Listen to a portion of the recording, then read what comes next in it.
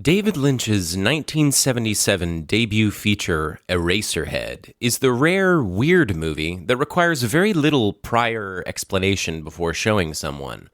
Its title, nonsensical and yet somehow terrifying, instantly conjures an infinite landscape of dreamlike possibilities, while still not leading one to assume the most literal interpretation of it, i.e. that in the movie someone's head will actually turn into a pencil's eraser.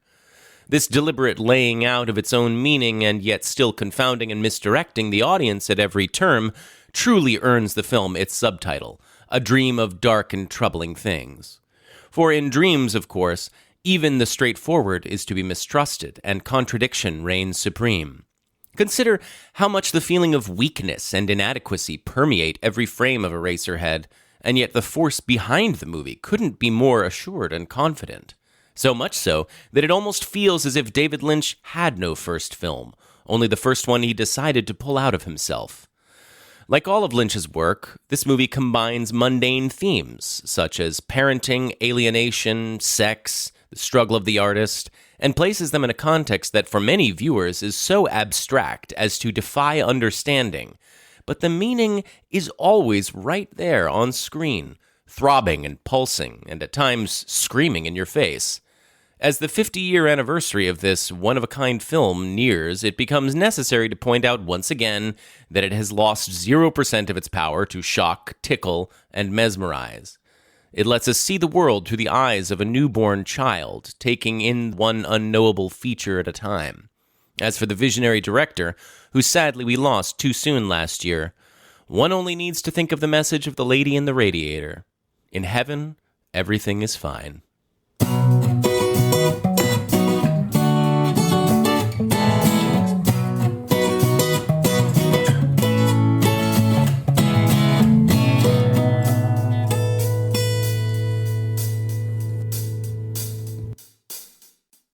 Welcome to Kale Your Idols, a new Hollywood podcast with your hosts, Sam Ludwig and Elena Gibson. This is a podcast about film. Primarily, we discuss movies, directors, actors, and writers known for their work during the new Hollywood era of studio filmmaking that began in 1967 with Bonnie and Clyde in The Graduate and pretty much ended in the early 80s with One from the Heart and Heaven's Gate. In this episode, we are celebrating the life of David Lynch as we discuss his midnight movie classic, Eraserhead. Yeah, you were a virgin to Eraserhead. We should have had a big V in lipstick written on your forehead. Yeah, that's right. I can't believe I have never seen this movie because in some ways it's really up my alley, but then in other ways it isn't. Yes, I am very curious to hear what you think, because do you want to talk about your relationship to Lynch in general or what you thought going into the movie? Or I think obviously that Lynch is an amazing director. Yeah.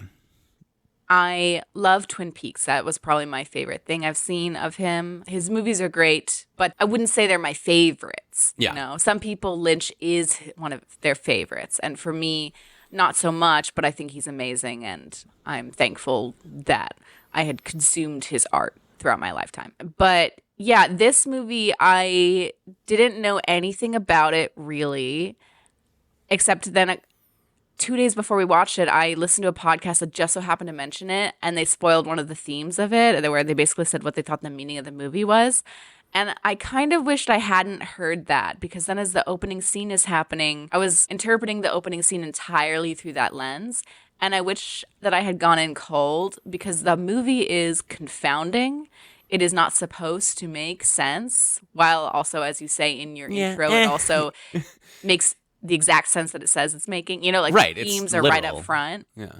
But I feel like I would have enjoyed watching the opening scene without having any preconceived notions of what the movie was about and just letting that absurd surrealist art hit me and work its magic on me. And David Lynch himself is very resistant to the idea, or was very resistant to the idea of ever explaining the meaning of his art, because he really felt that each individual person should interpret it for themselves, and that I totally agree with this interpretation that art exists independent of the artist, and whatever meaning an artist intends to imbue, that doesn't have to be the final meaning it has for an individual viewer. So yeah, I do kind of wish I had went in cold. So if you have not seen this movie And if you want to check out a really weird, strange piece of cinema, you might want to not listen to this podcast until after you've seen it, because we will discuss what we interpret are some of the themes and some of the meanings within the film. So you might want to go in cold. But if you don't like weird, strange, grotesque films, then Eraserhead's probably not for you. So are you saying because can we just spoil what the theme that was spoiled for you was? Sure, yeah. Go Fatherhead. Fatherhead. Sorry. God, that's my movie. Fatherhead. Terrifying. Fatherhood. Yeah. Well, right, which I think was, like, to me, it was just very funny that you pointed this out when we were watching the movie. Right. And you said, you're like, I can't remember if you were already disappointed or if at that point you were intrigued by your ability to bring that interpretation to it. Because at a certain point, the theme of parenting becomes rather Really explicit. obvious. Right. And so I didn't, were you at first like, oh, this was kind of helpful for me to look at this stuff through that lens? It was helpful, but also I wish I had had the experience of trying to figure it out for myself. Right. Really, mainly for the opening scene. Because were you picking up on like the sperm imagery and the impregnation imagery? Right, exactly. Because I went in with the idea of fatherhood, the opening scene, I was like, sperm, egg, got it. Yeah. I mean, I do want to later on the episode break down exactly what happens in that scene. Sure. Please do. But yeah, I do kind of wish it had the confounding experience that it was meant to have. And there's still, it's not perfectly understandable even when you know the theme of fatherhood. Nothing in this movie is perfectly understandable. It is all, masked in his surrealist, illogical Lynch calls it a very honest film, but it's abstract. So it's not for him to tell people what it means. I'm in a sort of slightly different position and yet not that different from you. Although Twin Peaks is my least favorite Lynch property. I've, have a kind of a hard time getting into it. But I've always loved Lynch, but not quite to the point where he's really one of the first directors I would mention to people if I'm trying to show them something. I love his work very deeply, and I've seen all of his movies many, many times. But I don't know if I feel that sense of ownership over him the way that some people do, and like a deep personal connection to his work. But as far as understanding, I think that he is very smart and savvy in that his movies are very unclear when you first watch them. But the more times you watch them, I would say the more obvious what he's saying becomes. And this isn't in a bad way. Like, I think that these movies are meant to reward multiple viewings. And Eraserhead and Mulholland Drive, I would say, are the two big movies that you could have an ending of Eraserhead explained kind of thing. Like, I do think that Eraserhead and Mulholland Drive are very confusing when you first watch them, but then when you watch them again, you're like, oh no, actually this is all just very clear. Like that opening scene where he goes to the parents. Yeah. And the parents are acting so weird. Right. But when you watch it later, you're like, oh no, they're just acting very awkward because this is a really awkward situation. Right. They're acting really strange. And the mother is like having these seizures, but it's just because she's very emotionally distraught because her daughter has had a traumatic birth. The movies come closer to earth the more that you watch them. And so just to tie this into you having, like, I don't even know if I'm sorry for you that you didn't have the uncanny experience of watching Eraserhead without knowing what's going on. But I also do think that it's not really going to hurt anything for you to realize that the movie is about parenting beforehand. I know. Yeah. I don't think that the movie experience was ruined for me in any way. I don't think that the movie relies on you not knowing anything about it. I just think it is fun to be in the position of trying to keep up as you're going on. Now, some people don't like being confused while watching a movie. So some people, if that takes you out of it, then read up about it beforehand, I guess. But also maybe if that takes you out of it, again, Lynch movies are not for you, probably. Yeah. Although, never write off any given thing. You might surprise yourself. Well, that's what's cool about Lynch is he is the great populist surrealist, especially nowadays. I mean, especially after his death, I feel like he's been super canonized, which is kind of great. That's a weird thing to say, but I do, he never got an Oscar. Do you think it's because of Twin Peaks? Because that was such a popular... No, just not his recent canonization, but the fact that he is so popular, do you think it's because he made Twin Peaks with really it really thread the line of having absurdism, but also kind of doing a straightforward murder mystery for Yeah. a while. Yeah, So it was more accessible, perhaps, than his other work. yes, and a revolutionary thing for an auteurist director to want to make TV, let alone such a singular vision who you would think... I mean, Twin Peaks was on network television in the early 90s. Yeah. It's kind of absurd. This is, before the idea of like the prestige cable show existed. It kind of helped to create it. And yeah, I mean, do you want to do like the career of David Lynch arc? Because we're not going to talk about any other movies. I guess we could maybe talk about The Elephant Man. He was born in the Midwest, and he had a sort of idealized childhood. I have to say, I relate a lot to Lynch on a personal level.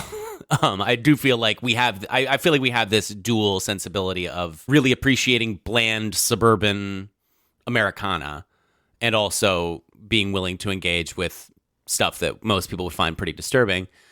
And for him, it's because he had this kind of multiple personality experience growing up where he lived in this idealized Midwestern town where he's horsing around with his friends. He was a popular kid. He's a great looking guy. He had girlfriends. It's not like a guy who suffered from a lot of sexual insecurity or anything that you would think from watching this movie. Then he moved to the East Coast. He started running in with a bad crowd, and he had kind of a rough time. He found his salvation through art. He met the father of a friend, Toby Keeler. His friend's father was a painter named Bushnell Keeler, and he encouraged Lynch to get into painting. He made some rather disturbing works, if you ask me. I mean, he painted almost every day of his life. We were watching a documentary about him called The Art Life. I don't know what I was expecting for his paintings, but they were way weirder than I thought they would be. And I don't know why I expected anything different. They were very abstract, very surreal, very 3D, multimedia. Yeah. And very excellent. Yeah, well, you're right. He is a master. I mean, like, there's never been a criticism of Lynch that doesn't involve some couching of, I mean, he's a genius, a great director, but I hate this movie, He is so obviously doing what he wants to do. His vision is uncompromised. Yeah. Always, like, even from as a young child, clearly. So he gets accepted to the AFI, and there... The American Film Institute. The American Film Institute. I mean, I guess we can get more fine-grained about that a little bit later, I think. But through that, he makes Eraserhead. Eraserhead is his first feature. It's an extremely arty film. You were surprised by how much of an art film it was. I would say right? it was maybe the most experimental of all of his films. Maybe Mulholland Drive. It's a development that occurs in his work, and he figures out how, because Eraserhead takes place in a sort of otherworldly universe. A little sci-fi, a little apocalypse. Yeah. And also it's just, the lighting is so moody, and it just feels like you're on the moon, and almost nobody seems normal. Whereas in the later David Lynch, there's a lot of people acting sort of quote unquote normal, and there's a lot of recognizable things in the real world. Right. Anyways, so he makes Eraserhead. It's a big midnight movie. This is the era of midnight movies. We'll talk more about that. Through this, Mel Brooks tags him to make The Elephant Man, which winds up being one of his most straightforward films, although it's certainly got a lot of horror in it. It's an incredibly beautiful, sad masterpiece that he gets one of his 2 director nominations. After that, it's like, okay, so he's this art film guy who made a hit midnight movie. He makes a prestige weepy. Then he gets brought up into the big time with Dino De Laurentiis to make Dune, because of Eraserhead and its incredible effects, I would say, everyone is like, David Lynch needs to make a sci-fi masterpiece. And they wanted him to do Return of the Jedi. That's hilarious. Yeah, no, I mean, he had this whole meeting with Lucas and kind of walked away both being like, I don't know if... This isn't the right move. We respect each other, but... And I think that's probably correct. Yeah, I mean, it would have been interesting if he'd made something...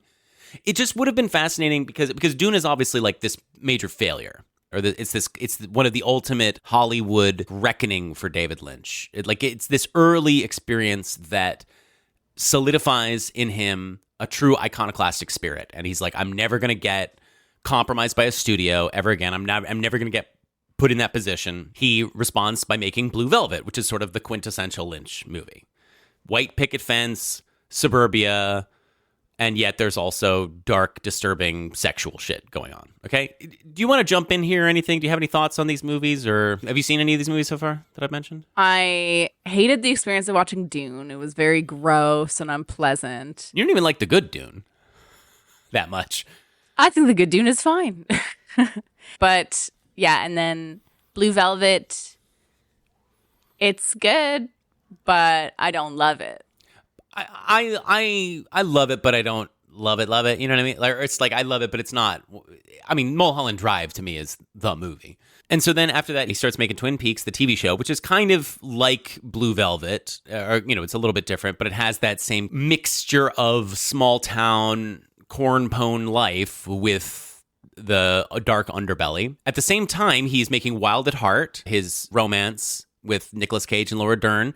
That wins at Cannes. That wins the Palme d'Or, I think. At the same time as Twin Peaks, he's becoming a huge star. Like this is like the center of the maelstrom for Lynch as a celebrity figure. And then after that, in the 90s, he makes several movies that people are all kind of a little down on. In the time, he makes Twin Peaks Firewalk with, and Twin Peaks also sort of ends ignominiously because Lynch stops being involved, and they have to translate this show that they didn't think was going to be big into a huge weekly drama on ABC, and it collapses under the weight of not being able to sustain 26 episodes or whatever the second season was. Then Lynch makes the movie version of Twin Peaks, Firewalk with Me, which is also very unsatisfying to the fans. Wait, I see Firewalk with Me show up on a number of lists. It's a great... No, all of these movies are beloved now, but in this there's this period, like post the peak, the Twin Peaks peak, where it's a slide down into Lynch has lost it, and now he's just parodying himself. Okay. From Firewalk with Me through Lost Highway. Again, these are both great movies. And then he comes back with a Disney movie in 1999, his most nice, pleasant film, The Straight Story, a beautiful movie. Some critics start softening a little bit on him. Roger Ebert is the classic Lynch hater. All of his movies up until this point, he's got all these weird problems with. They all make Ebert very sexually uncomfortable. He's always critiquing Lynch for combining tones too much. Like, Ebert just can't wrap his head around the fact that there's these upsetting things happening to these characters, and then there's what he describes a lot as cheeky in-jokes. I don't really know what an in-joke meant in the 80s, but like in Blue Velvet, there's people will be acting strange, and you kind of can't tell if the acting is good or bad, but it's on purpose like that. And I think that just seemed like the mark of an unserious mind to somebody like Ebert. But Ebert softens for The Straight Story, and then Lynch comes back in full force with Mulholland Drive. It's just so funny that when you have a director this weird, and people are like, yeah, those weird movies suck. This weird movie, though, now I get it. I mean, I get it. Mulholland Drive is probably my favorite Lynch movie, but it's not that different from Lost Highway or Firewalk with Me.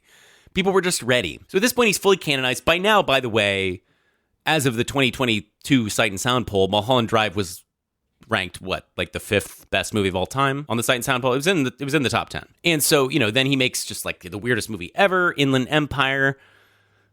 Takes another 10 years, comes back with the crowning achievement of the peak TV cable era with Twin Peaks: The Return, a show that I still haven't seen any of, that everyone loves, that many people consider to be possibly his masterpiece. Almost every Lynch movie, there are people saying this is his masterpiece. Eraserhead is no exception. It might be his masterpiece. In a way, it's kind of amazing how much this director, at the beginning, you're like, wow, this might be the best work. At the end, you're like, wow, this might be the best work too. It's just pretty impressive how of a piece his work is. Yeah, he's so consistent. He is just such a creative talent. To me, that's where his genius really lies, is his creativity. I think that is his magic element that really makes all of his stuff work. Do you think of him as a great technical director? Absolutely.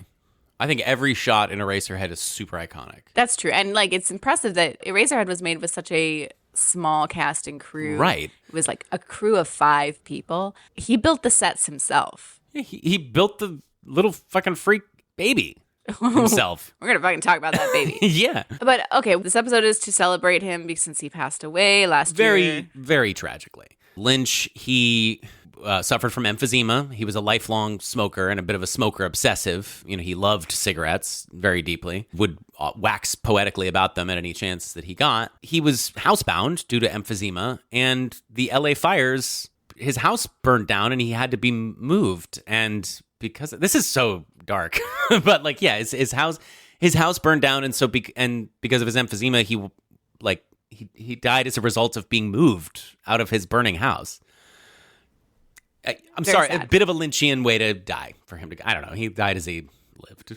Is that a horrible thing to say? Was it really offensive when I said "in heaven everything is fine" at the end of the intro? It's like a little bit fucked up because. But how can you be offensive about Lynch? Well, but it's just Lynch is a spiritual person, Right? I have no idea to what degree he believes the statement "in heaven everything is fine." He wrote it. I know he wrote it, but I don't know if he meant it sincerely. Uh-huh. I don't know if he believes in heaven. Well, I don't believe in heaven. But you don't. Yes, Yeah. that's the thing, is you don't. So when you said regarding him passing away, "in heaven everything is fine," you don't mean it sincerely. Yeah, Roger Ebert would have a real problem with my mixture of tones in that intro, I think. It's just you love David Lynch and you do want to honor him, and yet you gave a very fucked up kind of a statement. I think the only thing that David Lynch would find insulting is somebody just deeply not understanding his work, right? He Do you seems think he would be insulted by me saying that? No, I mean, he seems like the type who isn't easily insulted. No. He seems like a sensitive person who maybe you could have said something a little bit weird and that would have upset him for years or something. Maybe. Maybe. But I don't know. It's also hard to tell what he was really like because he had such a persona.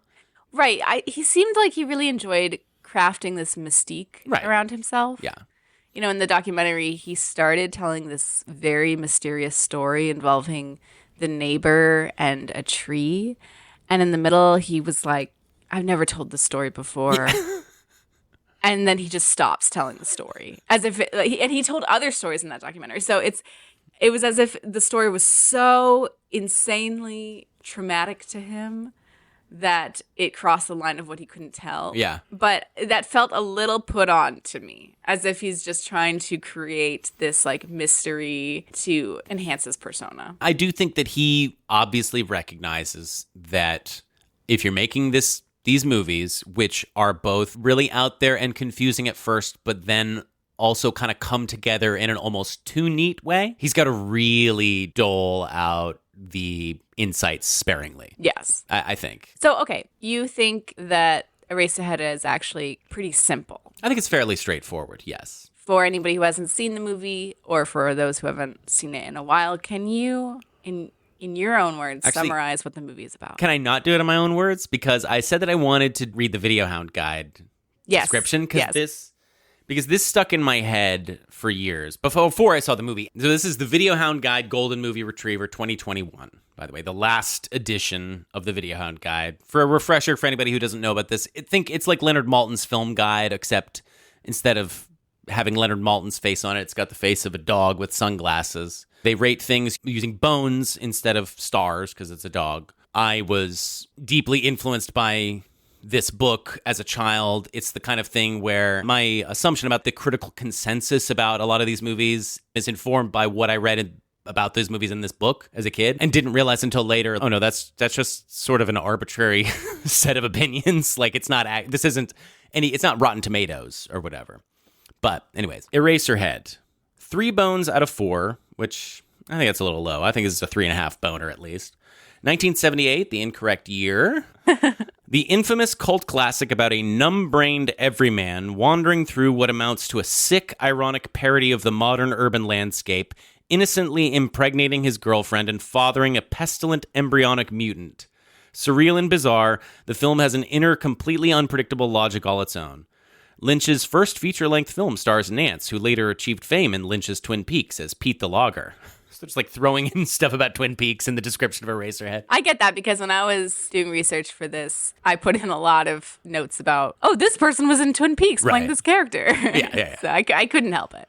Yeah. Couldn't help it. But yeah, that just really stuck with me. It's innocently impregnating his girlfriend and fathering a pestilent, spluttering mutant. All All right. Can we dive into this? Not to, play the gender thing too hard, but I didn't have an issue with the gender politics until like yesterday when I was driving and thinking about how we were about to record, and I was thinking about the gender politics, and it started making me kind of mad because it does totally present him as this innocent guy who, impregnates this girl and is then forced into this situation he doesn't want to be in, where he has to marry this woman and raise this horrific baby. Yeah, it really just paints him as this victim who didn't do anything wrong, and these absurd burdens are thrust upon him. And I do feel like that's probably how Lynch viewed himself. He was making this film while getting a divorce from his wife, who was the mother of his child. So his club-footed child? His club-footed child, yeah. His daughter later said that she was born with clubbed feet, and it required some intensive surgery to fix the situation, and she thinks that the horrific alien baby was definitely meant to represent, her as a child. How could it not? What else could it be? Right. So then when I think about Lynch and viewing himself this way with his family, it just makes me very angry. It doesn't influence how I feel about the movie as a whole, so I'm not going to let that affect singing its praises. But yeah, David Lynch and his relationship to women in his art is not great. Talk about this more, because you are a person who is of this opinion, which is an opinion that people have. And it's a thing that seems to really kind of trip people up with his work. It just doesn't trip me up. Which, sure, I guess I understand why it would trip you up and it wouldn't trip me up. But yeah, I mean, don't say it like you're saying that's not a real reason. No, but there are plenty of men or whatever, I'm non-binary, but there are plenty of men who would agree with you, and there's plenty of women who would not be bothered by it too. So, I guess it's because I don't have a vagina, but I also think that there's something that it's triggering a little bit. Roger Ebert, his whole thing was like, this is exploitative, a lot of this stuff. It's never in my face each time I watch it. I always kind of forget that this is a thing about David Lynch that I dislike until halfway through or after the fact, when I think to myself, wait a minute. I don't like his weird sexual fetish type thing where he always has a blonde chick and a brunette chick.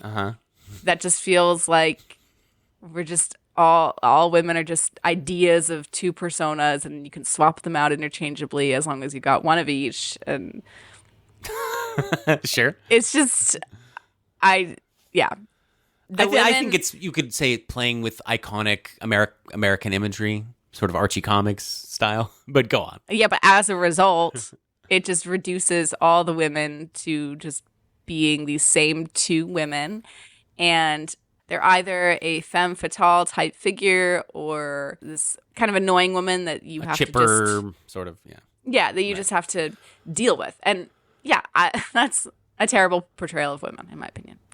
Again, I think he's a great artist. It doesn't influence my overall opinions of his work, I don't think. Maybe it did for Lost Highway. You mean, really? You've seen Lost Highway? I've seen half of it. That's a hilarious thing to say. The movie is quite specifically segmented in half.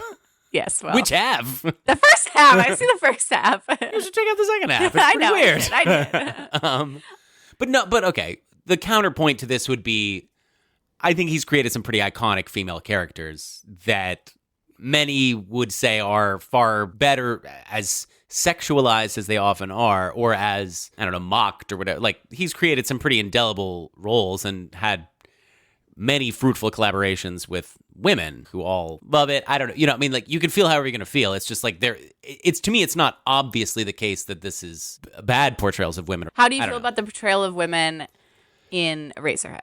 Obviously, it's not good, but I'm not thinking of it as what are women like. I'm thinking of it as how does this extremely alienated person perceive women. But you don't think at all about the idea of being trapped into a marriage and forced into having children. Yes, and how of course that makes I you do. feel about. No, that is my take on. I actually think Eraserhead is more about like the art life. So so to speak. It's more about this. It's about the pressures of responsibility versus he wants to collect his little worms and his little dirt mounds and make his art. The lady in the radiator, to me, sorry to spoil my interpretation, but she represents the transcendent world of art, and in the end she embraces him after he walks away from his responsibilities, shall we say. And I think it's meant to be like, yeah, you did the right thing.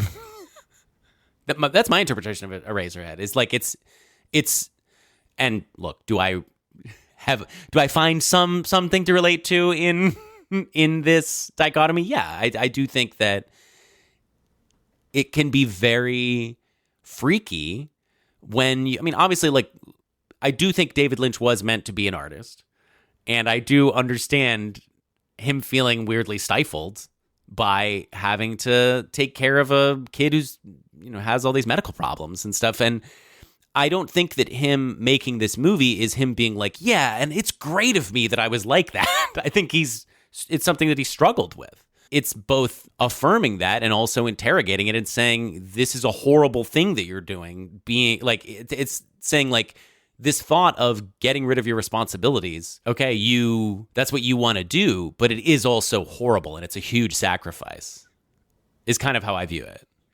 I also interpret the lady in the radiator giving him a hug at the end as acceptance by her. I view it as like she's forgiving him rather than saying that was the correct thing to do. Uh-huh. I think it is a forgiveness for that. And it presents fatherhood and marriage as such a deeply unpleasant thing that you do side with the main character the whole time as like, oh, you shouldn't have to be in this position. And nor should the baby. Right, nor should the baby. Like, I mean, the baby should have to come into a world where no, but the mother also can't even handle it. Okay, but in society, the way we're currently set up, and I'm talking in generalizations here, men walk away from their responsibilities of raising children way more than women do. Yes, and this movie shows that and is not shying away from how dark of a thing that is, I would say. His wife leaves the baby with him in Eraserhead for a while, so it kind of... And what does he do? Right, obviously he doesn't handle that well. I mean, no, but the wife, I almost feel like that is like respectful of the wife. Like, I feel like her not being able to handle the baby makes her a slightly more complicated female character. I don't want to Why not? Go in circles about this too much. I just think that the movie is asking the world to forgive David Lynch for abandoning his family to make art. Did he abandon them? Regardless of whether or not he did abandon them, I do not know, but I feel like he is presenting himself that way in the movie. I think he's made a movie about thinking about it. Sure, thinking about it. Yeah. But like, why is that a bad thing to make a movie about? Like, it's a dark human thing. I'm not saying this movie should be canceled. I'm not saying that it I'm just telling you that this aspect of it does bother me, and I know that part of it is feeling very resentful towards people who have penises who are easily wash their hands of responsibilities. Yes, that is a valid thing for the movie to bring up in you. Right. Like, it is about that. It's about that. I guess I would push back on the idea that he, push back on the video hound, that he is innocently impregnating his girlfriend. I think that in the very early scenes, he seems like a very sad guy who's in love with Mary, his girlfriend, but she's seemingly broken up with him. She is seemingly also getting forced into this relationship with him. Right. And there's that line that he has. And by the way, I think we're going to go through every line that's in Eraserhead. The script was 22 pages long, by the way. Which is short. And, AFI agreed to make the movie, assuming that would be representative of how long the movie was. Because typically in a screenplay, 1 page equals 1 minute. So they didn't realize it was going to be an hour-and-a-half long movie, and that's why it took so long. But anyways, Jack Nance has that line when he first sees Mary where he says, "You never called. You never come around anymore." And to me, that's like very threatening and creepy in a guy way. Like when I've seen this movie many times, and again, there's like 6 lines in it, so the line readings all really stick in your head. And to me, when I noticed that, I was like, oh, that's like a threat in a way. Or it's like the closest thing that this milquetoast guy can come to trying to save face and be a man to this woman. I do think that this movie obviously has a very terrified view of sex and women. Yeah. But it also is, it's like that about everything. Like it is just kind of hard to say like what aspect of Eraserhead would it be good for him to not be alienated by? Yeah, the whole movie is deeply, deeply unsettling. The entire world seems scary. I did read that apparently Lynch thought that Henry, the main character, his apartment was supposed to genuinely feel cozy. And that every time he stared at the radiator, because it produced warmth and comfort, like it was a pleasant experience. Yeah. And so that's part of how the lady in the radiator, if you haven't seen the movie, there's just this lady that lives in his radiator. It's just very strange. She's on a stage in the radiator, kind of. Yeah. She wasn't originally written in the script, what little script there was. But one day Lynch was doodling and he drew a woman. He drew the woman who ended up being in the radiator, and he was just thinking about, Henry's radiator, how it produces warmth and happiness for Henry. And then he was like looking at the very specific radiator they had on set, and it had a little chamber in it that looked like it contained a little stage. So he was just like, okay, I got it. This woman I just drew, she's going to be on the stage inside the radiator, and she's going to be encouraging and providing warmth and support for Henry, and also maybe unlock some of your subconscious thoughts. Yeah, to me, I think she represents TV a little bit. I think the radiator is kind of TV. But yeah, art. Like, she represents expression. She's on a stage. She's singing a song. She's gleefully smushing little sperms and embryos, killing and making them intense off. eye contact while she's doing it.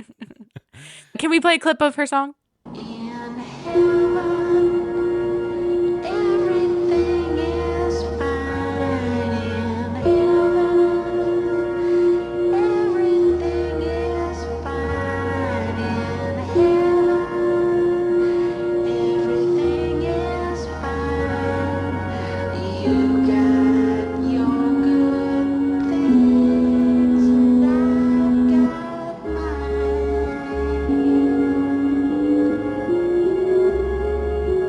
Now let's play a clip of the Pixies version.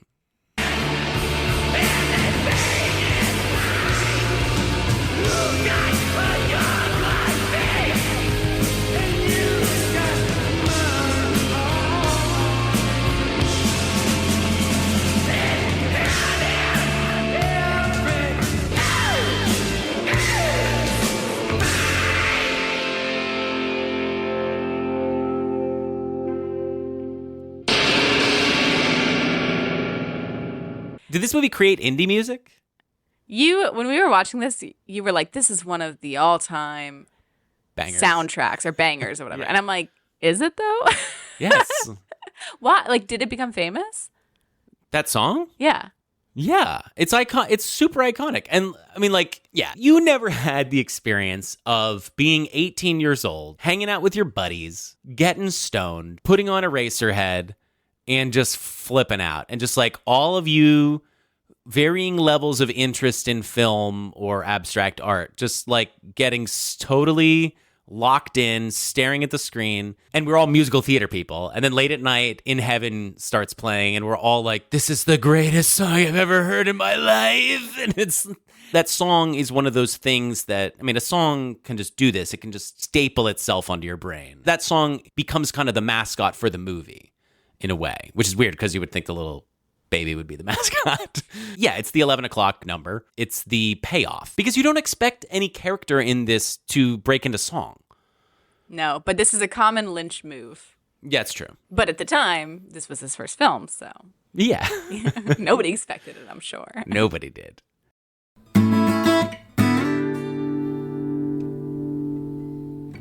This is a midnight movie. Yeah, I think it's cool because it was a midnight movie so much so that his very first screening was at midnight. He tried to get into Cannes Film Festival with this. They didn't even bother to show up to the screening that they were supposed to attend. He tried to get into the New York Film Festival and they rejected him. But then the LA Film Festival was like, you know what? Yeah, you can. I guess it's okay. You can. Yeah, we'll screen your film. But it was a midnight screening at that festival. And What, do you want to watch it at 10 a.m.? and it got a terrible review from Variety for its screening in that festival. The review in Variety said it was sickening bad taste exercise and said, like a lot of AFI efforts, the pick has good tech values, particularly the inventive sound mixing, but little substance or subtlety. The mind boggles to learn that Lynch labored on this pick for 5 years, which is funny. That's a sick burn. But it's also like crazy considering the budgetary limitations. And also just if you look at the effects and the sound design of this movie and just the meticulous craftsmanship, I get why they wanted to offer him Return of the Jedi. Yes. Because you're like, how the fuck did this guy do this shit with no money? He made space. It is incredible that he pulled off the look of the movie the way he did. The textures are Tarkovsky-esque. Yeah. I mean, they're so specific. I do, yes. I want to keep going with the midnight movie thing, Yeah, but sorry. but then I do want to talk about the set design. So when it played at the LA Film Festival, there was somebody at the screening who liked it and called up a distributor, and it got a limited run at a local theater. Again, only midnight screenings, and then it just continued to have midnight screenings for years. So it wasn't a success at first, but over the years of all these midnight screenings, it just gained cult classic status. And Lynch said that John Waters actually really helped him out, because after one of John Waters' midnight screenings, there was a Q&A, and instead of talking about his own film, he just told them all to go see Eraserhead, which I think is very cool. It was kind of a cult movie that because of the name, I really think it just kind of got referenced by people a lot. I feel like David Letterman would constantly bust out Eraserhead references because David Letterman he had a lot of weird guests on that he would come and kind of make fun of. I just imagine something where Crispin Glover comes on and acts weird, and Letterman would just take to the camera and be like, it's kind of like watching Eraserhead or something, like it's just like it's a reference that you could bust out that even if you don't get it, you get that it sounds like something really out there. Yeah, and then another thing about the concept of midnight movies is if it's playing every week at midnight at a theater, you always see its name on the marquee. And so even if you haven't seen it, over time, it's just this familiar movie to you. Yeah. And you will have at least heard about what some people are saying about it since you've seen its name up, and you're probably like, what's that all about? So I really wish there were still midnight movies in our current society. And I think we talked about this before on the John Waters episode, but I do feel like we are in a place in society where maybe it could come back. You're making me think, though, about the whole just there being marquees everywhere back then, There's no marquees anymore. Well, yeah, I'm thinking about when I was a kid, there was the video store movie, right, where you saw the cover all the time. Right. Slowly, these movies would seep into your consciousness. But back in the days of marquees, these names of movies were just out everywhere. Yeah. And people were like, you didn't have to go into a specific store to get culture seep India. You could just walk out down the street to go get a baguette. Nowadays, it's more that there's certain movies that just show up on a lot of streaming services. Well, yeah. And that's the only thing that sticks with you. Like 3 Days of Condor, for example, is one of those movies where I feel like I just see it all the time. But yeah, it's a much lamer way for movies to get in people's brains, and it's still, you got to go to a place as opposed to it being put in front of you. Like the marquee. Yeah. Yeah. Geez, back in the day, so much better. Yeah, definitely no problems back in the 70s. But yeah, the budget was $100,000, and it made the box office list says $7 million. Pretty profitable. Yes. And one of the things about it is AFI initially provided funding, but then they pulled out partway through. I saw a couple different explanations for this. Part of it could be, as you mentioned before, they anticipated it being a much shorter film. Another thing I read, I think it was in an interview with Lynch, was that after Easy Rider came out, that the film industries, the studios, were a lot more worried about low-budget features competing with big-budget movies. They were worried about it? Yeah, they wanted to harness it within their own studios, but they were less inclined to financially support AFI, for example, because Right. AFI got funding from the Motion Picture Association of America. So AFI got funding from studios, and then the studios apparently were less willing to support the production of indie features because they now started seeing them as competition because of Easy Rider. I don't know how true all of that is. For one reason or the other, AFI pulled their funding partway through, and then David Lynch and the cast and crew had to raise money as they go, which is partly why it took so long, because Lynch would be delivering newspapers while Catherine Coulson, who was an integral member of the crew, and she would donate her waitressing money. So they like slowly had to raise the money as they went. But because AFI pulled the funding, Lynch received more points, in terms of the money you get for the film afterwards. Yeah. Interesting. And he distributed them to the cast and crew. And I really admire that the members of the cast and crew are still getting money for Eraserhead to this day. And Catherine Coulson, as I mentioned, one of the key members of the crew, and also Nance's wife, the lead actor's wife, she said that Lynch was always very generous with sharing credit and profits. Seems like a nice guy. He does seem like a nice guy, honest. aside from his struggles with his sexual relationships versus his art life. He doesn't have difficult relationships with women. I think that he's had a lot of marriages, but yeah. Yeah, but I think it's more along the lines of how long are you going to be married to a guy who just wants to paint paintings and eat a tuna salad sandwich every day? You know what I mean? Sure. Isabella Rossellini, when she talks these guys that she's dated, she was just in that Scorsese documentary.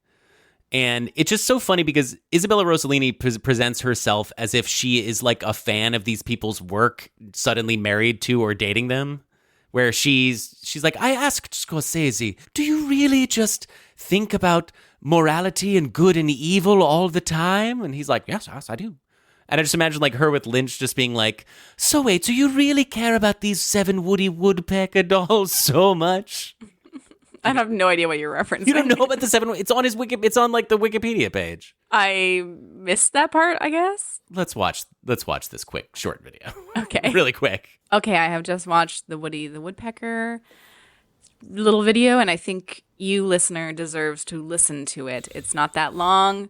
It is Lynch sitting on a couch surrounded by little wooden woodpecker dolls. They're stuffed animals. Stuffed animals. And here's what he says. Hello. We're all very happy to be here tonight. First of all, I'd like to introduce my boys. This is Chucko, and this is Buster, and this is Pete. I'm David Lynch, and this is Bob, and this is Dan. And we just wanted to get together and thank all of the people that have supported Eraserhead through the years, and particularly thank the New Art Theater for its support. The New Art was one of the first theaters to ever show Eraserhead. Also, the boys wanted me to wish you peace and happiness. And these guys aren't just a bunch of goofballs. They know that there's plenty of suffering in the world, and they spent many years with little iron hooks in their backs up on Sunset Boulevard. And but they tell me that there's this all-pervading happiness underneath everything. And the more time I spend with them, the more I believe it. And so we wish you peace and happiness, and long live Eraserhead. Thanks a million. He's great. So eventually he got rid of those, by the way. He had a falling out with them.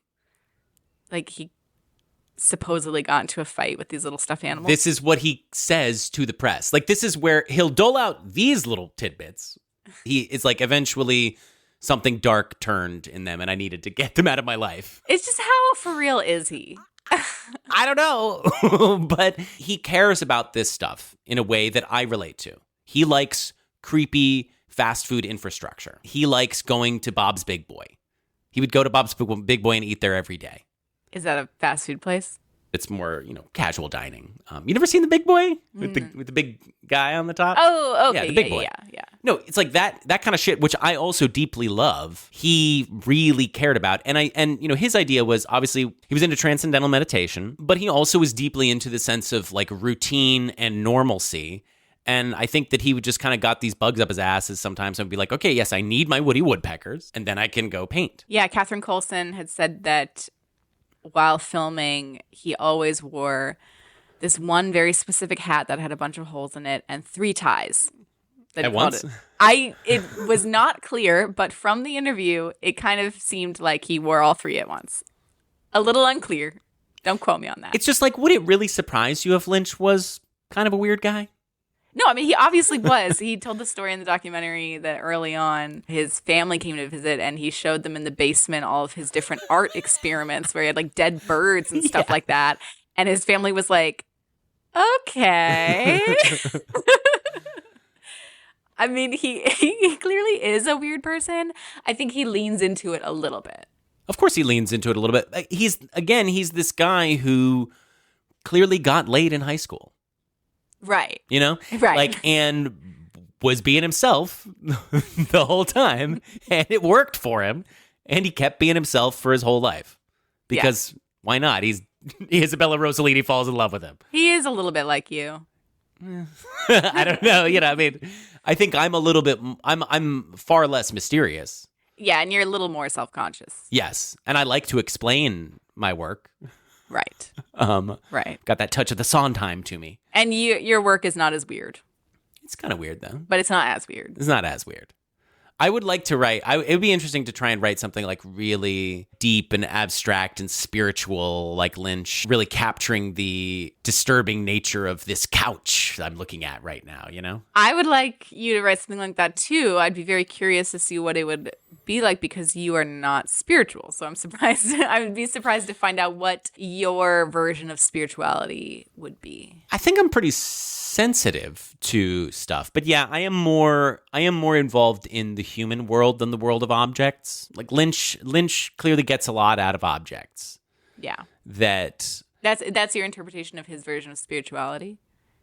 You kind of went straight towards the objects for that. Well, sorry, what I'm just kind of thinking is like Lynch, you get this sense he has this almost epiphenomenological view of the world where everything is kind of alive and to be given respect and reckoned with. Right? Like he's literally like hanging out with these Woody Woodpecker dolls. You know what I mean? Yeah. So it's like I don't think that I think for me this is a nice little moment of comparison between me and Lynch as artists.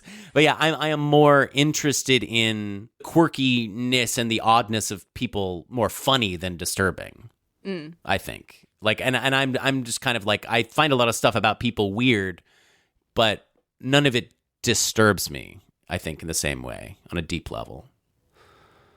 Because Lynch is all about deconstructing these sort of basic aspects of human interaction, I would say. I've heard you mention many times that you're disturbed by the way people are no longer interested in art, no longer able to read articles, sure. Like the way that conversations are just regurgitating memes, that kind of thing. So yes, that deeply disturbs me. Yeah. But I think Lynch is like disturbed by the idea of two people shaking hands. Sure. Or, you know what I mean? Lynch finds something a little bit odd at least in Eraserhead, because but it's through all of the movies, right? But it's like everything has this otherworldly quality. Yeah, one of my favorite details is Henry walks into an elevator to get up to his apartment, and he just stands in that elevator in such an awkward way before the elevator doors close. I don't know, it's just a small little detail that was clearly very intentional and conveyed such a feeling of awkwardness and discomfort in your surroundings. Apparently, Lynch and Jack Nance, the actor, spent hours and hours just rehearsing Nance's movements and the blocking. You could totally see that in the film. It's very clearly like a very practiced move. Jack Nance, his performance had been compared to silent film. Charlie Chaplin was what I thought when I watched this time, yeah. I mean, he's got this like kind of hunched, stilted walk. Yeah. Yeah, no, I watched this interview with Lynch and Frederick Elms. One of the cinematographers. And the interviewer is talking to Lynch, and Lynch is, demurring on explanations, but he is sort of willing to say, yes, I am trying to make some parts of this movie be funny. Like the interviewer says, he's kind of like, those elevator doors, they take so long to close. And I found myself laughing. Was that intended to be funny? And Lynch is like, yes. He's like, okay, good. Right. And Lynch is like, yes, it's the movie. The first half especially is meant to be a sort of strange comedy. And the guy's like, right, yes, that's what I thought. It's like, Yeah, it's funny. yeah, that you can laugh. I am also one of those people that needs to, I kind of need to be given permission of interpreting something as intentionally funny. Right. And I'm learning to just assume it. just assume it a bit more. You've taught me that through when we watch Paul Thomas Anderson movies together. Yeah. You are much more ready to laugh at parts that are probably supposed to be funny, but other people in the theater would not laugh at because it's not obvious to the audience what the tone is supposed to be. So I really admire that about you and about people who can just trust their gut if something's weird, that it maybe is supposed to be that way. Okay, you mentioned Frederick Elms. I just wanted to say a little bit about him. He's very associated with the independent film movement. Again, he's the second cinematographer. There was another cinematographer who was initially involved in the film. He had to leave the project partway through because he ran out of money.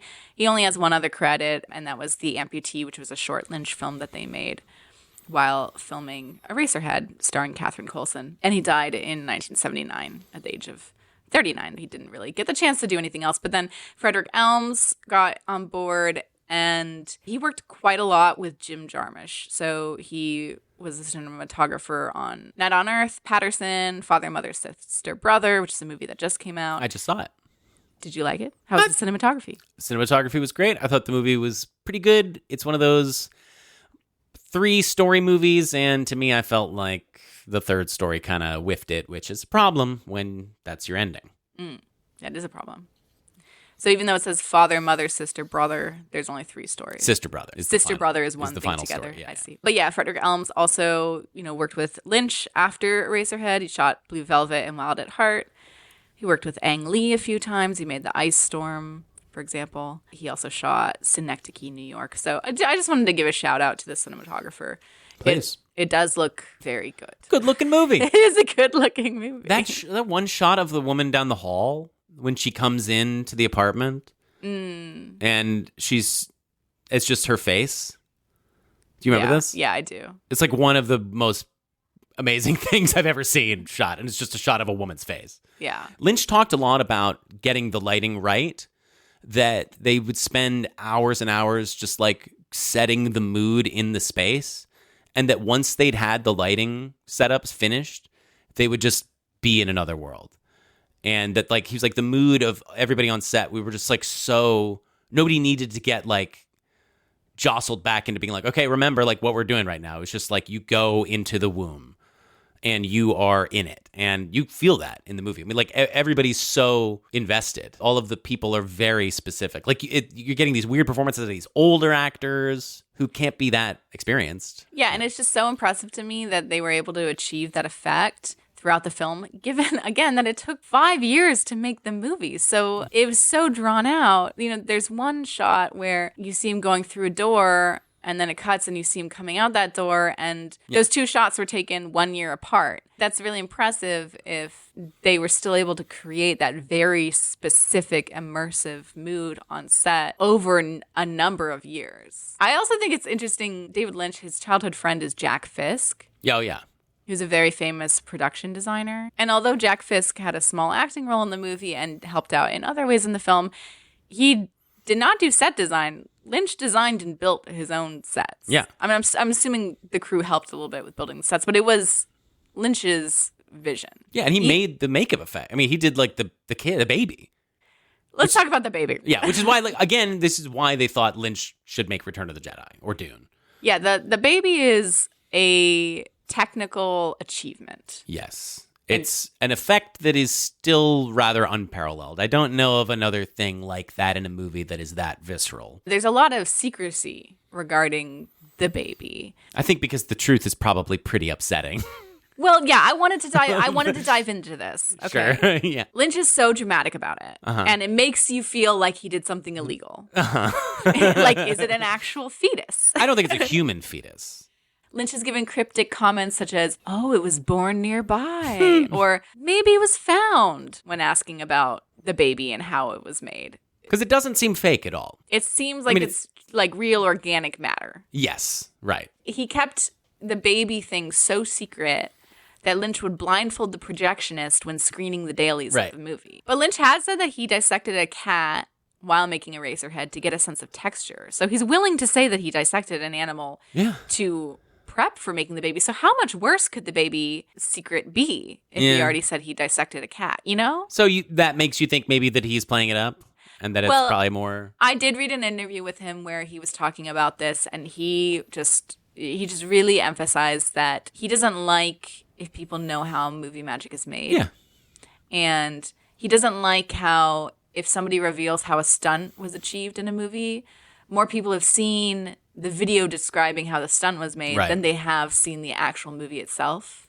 So yeah, he didn't do, he would release all his films on DVD and there would be no features. They were like these terrible DVDs.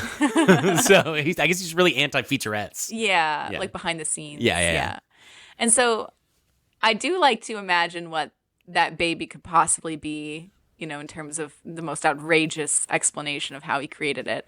But it might just be the simple thing of him just being very opposed to revealing movie magic and also knowing it would create an air of mystique to suggest that it is something horrific that happened. And it's also kind of calling your shot because he's like, I know this looks pretty good.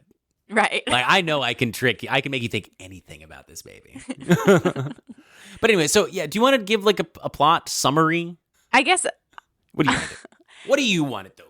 I guess I do want to maybe just read some of my watch notes as watching the film. Let's do it. Just to give a sense of what a weird experience watching this movie is. Sounds great. It will not give you a sense of what happened in the film. That sounds perfect. Yes. Okay. Here's some of the things that I said. The meteor is an egg. Little chicken thing. Legs moving while blood comes out? Is it birthing something?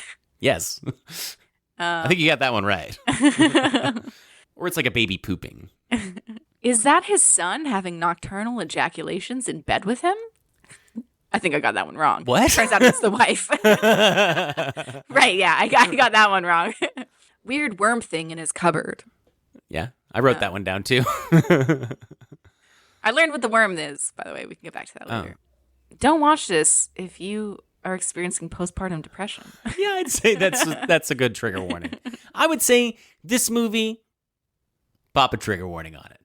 Go nuts. Yeah. You know, I'm not always one for them, but I think that this one could use one. Yeah, I mean, I guess you get the gist. It's just really weird stuff. Okay, my interpretation of the film, or how do you approach this? I think that there's two big themes, and it's fatherhood and it's infidelity/adultery. Sure. And then I think you're right that, you know, he can't help but also put in the act of creation, although Henry doesn't seem to be creating anything. I know you said, he's got these dirt mounds. The dirt mounds is interesting. Yeah. To me, it just made me contemplate. And he's on vacation. Oh, yes, that's he's on another vacation. Thing. No, that's the thing, because sorry, well, go. What were you saying? What were you thinking? Oh, just the dirt, all the mounds of dirt and trees in his apartment. I felt like it was just pointing out how weird it is that we grow plants inside. Right. There's that. But no, I think that there's a lot of the stuff like with the meeting of the parents, you know, where because he's on vacation. So it's like, oh, great. This is the guy that got you pregnant. He doesn't even have a job. I love. Again, this is just, it's all so clear when you know what's happening. But when Mary's like, Henry's very clever at printing. And the mother's like, yes, he sounds very clever.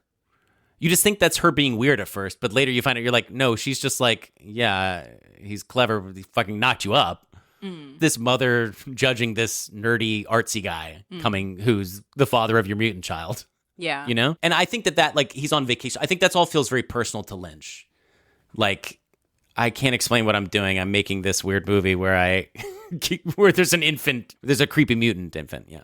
I think something that helped me kind of for my own personal interpretation of the movie is hearing about the production process and how originally Lynch was going to make a short 45-minute film called Garden Back. And this is based off of a painting he made because he initially went to film school because he wanted to learn how to animate his paintings. Right. He came from a place of paintings first. So Garden Back was based on this painting of a hunched figure with vegetation growing from its back. And it was a surrealist script about adultery, which featured a continually growing insect representing one man's lust for his neighbor. So that weird little worm thing in the cabinet, that's representative of growing lust for somebody and feelings of wanting to cheat, for example. Sounds a little Kafka-esque. Yes, very Kafkaesque. But AFI thought that 45 minutes was too long for a short. It was like too much of an in-between time. Yeah. It was too long for a short, too short for a feature film. They wanted him to expand the idea. And so that's where the theme of fatherhood was then added. So it's interesting that people, their main reading of it is it's about fatherhood, when actually the idea started with an idea of adultery, and then the fatherhood storyline was just kind of merged on over top. And one interesting thing I thought was regarding the dialogue. There wasn't dialogue in the beginning. David Lynch had this film teacher who was helping him find the way to expand the script and kind of morph it from Garden back into Eraserhead. And he was like, you should probably add some dialogue. Lynch was like, what are they going to say? I mean, Which is, when you know that, and then you think about the dialogue in this film, makes sense that there's so few lines, given that he was a painter. Mm-hmm. He wasn't thinking in terms of dialogue. And I personally, I'm not a creator, but the few ideas that I have had for films are silent because I don't know how to write dialogue. think visually. Yeah, so I relate to that. But did you want to go through the dialogue? Sure, yeah, I think that could be kind of fun. I'm going to read every line of dialogue. Are you Henry? Yes. Girl named Mary called on the payphone. It says she's at her parents' and you're invited to dinner. Oh, yeah? Thank you very much. You're late, Henry. I didn't know if you wanted me to come or not. Where have you been? You never come around anymore. Dinner's almost ready. Come on in. Hello there.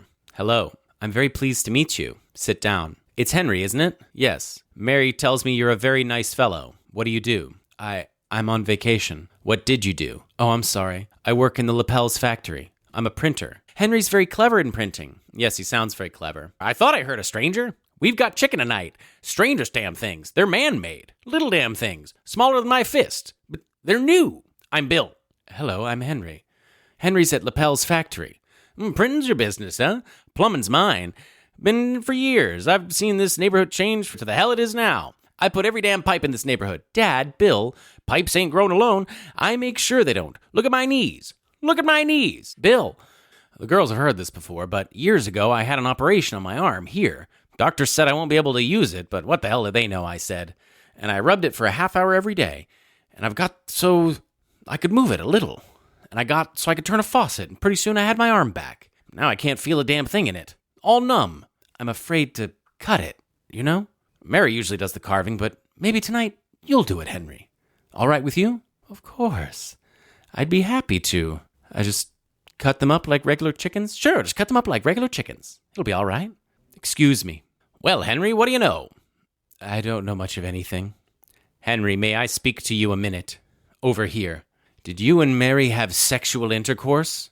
Why? Did you? Why are you asking me this question? I have a very good reason. But now I want you to tell me. I love Mary. Henry, I asked you if you and Mary had sexual intercourse. I don't think that's any of your business. Henry! Sorry, you're in very bad trouble if you won't cooperate. Well, Mary!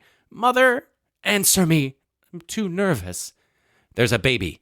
It's at the hospital. Mom! And you're the father. It isn't possible. It's still unsure if it is a baby. It's premature, but there's a baby. After the two of you are married, which should be very soon, you can pick the baby up. Mom, he's got his nose bleeding. I'll get ice. Will you mind, Henry, you and I getting married? No. This dinner's getting cold. Is there any mail? No. Shut up. Shut up! I can't stand it. I'm going home. What are you talking about? I can't even sleep. I'm losing my mind. You're on vacation now. You can take care of it for a night. Will you come back tomorrow? All I need is a decent night of sleep. Why don't you just stay home? I'll do what I want to do. You better take real good care of it while I'm gone. Oh, you are sick. Move over. Move over. Move over. I locked myself out of my apartment, and it's so late. Where's your wife? She must have gone back to her parents again. I'm not sure. Can I spend the night here? In heaven, everything is fine. In heaven, everything is fine. In heaven, everything is fine. You've got your good things, and I've got mine. Repeat. Howard, Twice. You don't even want to sing it. You want me to sing it? Yeah, sing it. In heaven, everything is fine. In heaven, everything is fine. In heaven, Everything is fine. You've got your good things, and I've got mine. In heaven. You don't have to do the whole thing. Okay. Repeat twice, at least. Okay, Paul. Hiya, Sonny. What you got there? Counter, Paul. It's okay. And that's all of the dialogue in Eraserhead. If you've seen the movie, it tells a whole story. Yeah. It's interesting that like 70% of the dialogue comes from that one scene with Right. the parents. Yeah. And so much of the dialogue is just like, hello, hi, how are you? I'm fine, thanks. And you delivered it in a way that was much more natural than the way the actors deliver it. Well, I was going for their line reading sometimes. But you still achieved it in a much more natural way. And I mean, it was on purpose that they were Yes. trying to make it weird. In fact, when filming, Lynch experimented with having the actors speak the dialogue phonetically backwards and then reversing the audio. And he didn't end up using this effect in the movie. He later did it in Twin Peaks. But he clearly was interested in having the dialogue sound weird on purpose. And Sam, I kind of wanted to just like try that speaking the dialogue phonetically backwards with you. And then reversing it? Yeah. This sounds very complicated. But We'll do the reversal later during editing, but yes, thank you. let's just try. Let's each like write a little sentence to each other. So not dialogue from the movie. No.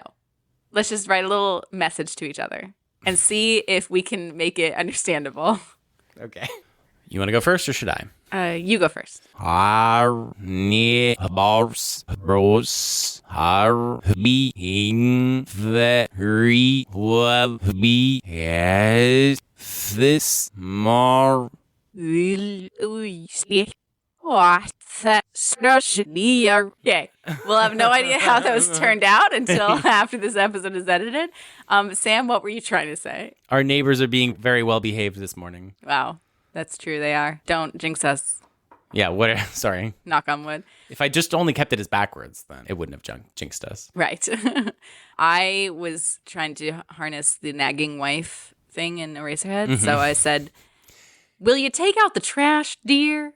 She's not nagging. Fine. I don't want to get back into it. But that's just No, but like she's how- not. He is being put in the position of having to be the responsible one because she is freaking out too quickly about being a. She's got postpartum. I know. And that is also something that bothers me, that he is both acting like he's the more responsible one while also being the most irresponsible ever in terms of what he ends up doing. Yeah, should we say what happened? I feel like we're kind of being coy about the ending. He kills the baby in the end. Yeah, but like, it was probably the right move, right?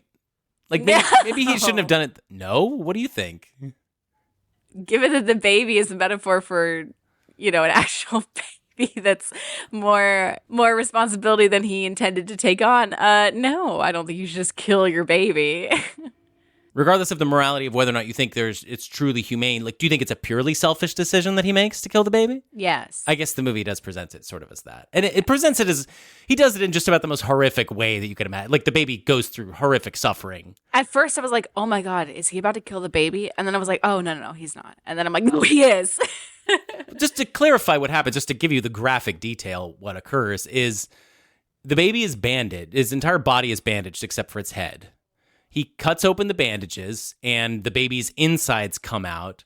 A bunch of like grainy goo foams up inside the baby as it, is like jerking and horrifically dying. And then its head and spinal cord detach from the body and fall onto the floor. It's a pretty bad death. Yeah. Is sort of the impression that you're left with. This is not a peaceful killing. No. Sorry to be so graphic, but Yeah, no, it is. It's gross. It's the whole movie is pretty disturbing and gross. And that's one of the things with this movie is like, on the one hand, I do connect a lot with the sensibility of surrealism and absurdism. Yeah. Because I want to talk about Kafka and our own relationship to that sort of thing. But on the other hand, it takes it to such a gross place that the grotesquerie of it is pushing me away. So it's pulling me in and pushing me away at the same time. yeah. I'm more drawn to just non-gross surrealism, absurdism. So, Right. Sam, how would you define surrealism? What is your own relationship to surrealism and Kafka and, and surrealist filmmakers. Well, yeah, I mean, okay, so I think we should define several terms. We should get into what is surrealism, what is Kafkaesque, and then what is Lynchian. And maybe what is camp, too. Because there's a certain campy quality to Lynch. And I don't have good definitions for any. I'm kidding. So surrealism is just, it's sort of obvious. Like, it doesn't really need explanation. It's like the world, but weird. And in fact, I think of surrealism as often, like, to me, surrealism is like Jodorowsky or Ken Russell. Sure. Just truly out there imagery. Oftentimes, it's a combination of biblical, mythical imagery with, like, nature, and yeah, it's just really out there.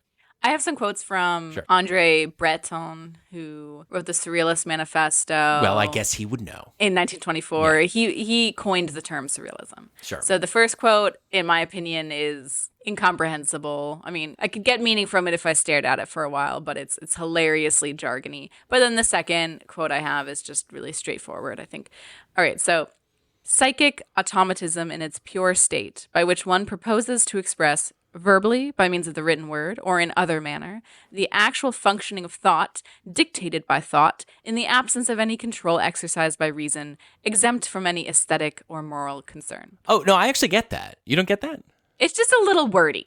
It's not. Sure. It's not. But how could the grammar is not super clear. I guess, but like, to me, how better could you put surrealism into words, since it is talking about something that defies description? But okay, yes, give me this dual quote. This other quote.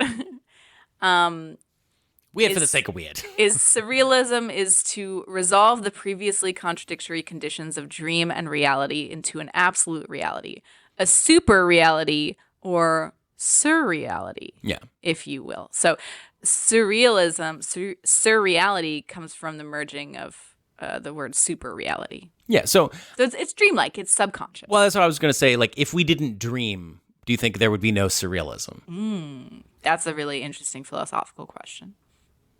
I don't. Thank you for your contributions. But I think surrealism, it's something that you could say probably came out of modern industrialized warfare. It's one of these art movements that's a response to how crazy the world's getting. I assume something like that.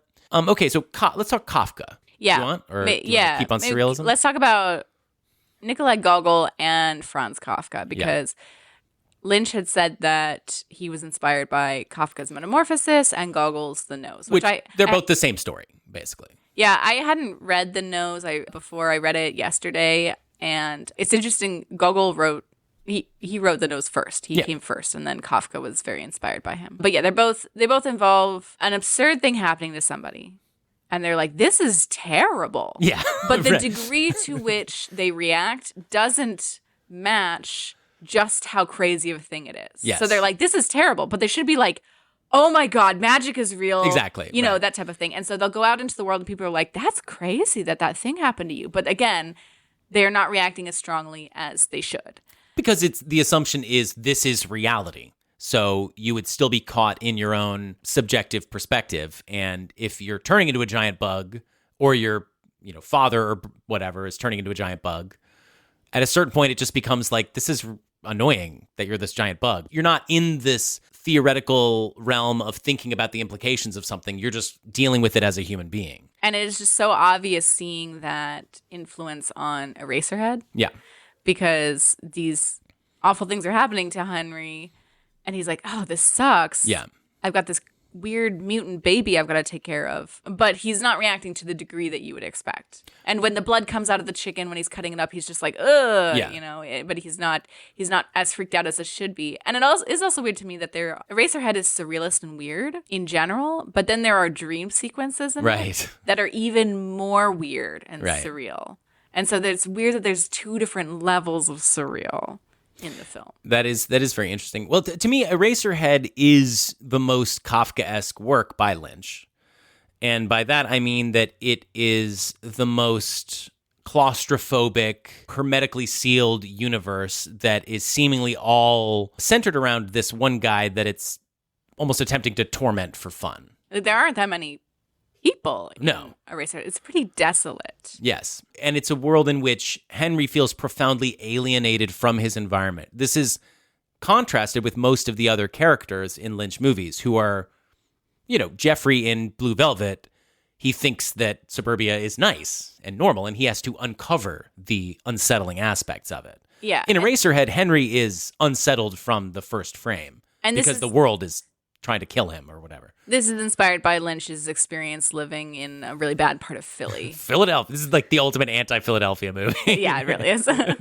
He's like, don't go to Philadelphia, man. They're always trying to trap you with babies, then you got to kill it. Yeah.